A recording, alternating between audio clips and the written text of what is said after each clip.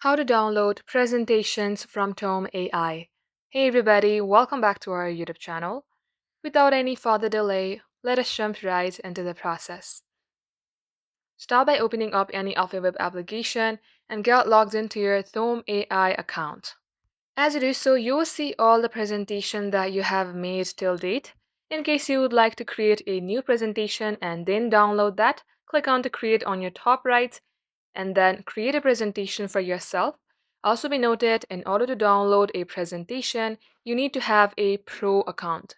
So make sure that you have it and click onto the three dot icon on your top right. There you will see export to PDF. As mentioned earlier, it requires a pro account, so go ahead and click on to export to PDF, and that is how you can download it. That wraps up today's tutorial. Thank you for watching the video till the very end.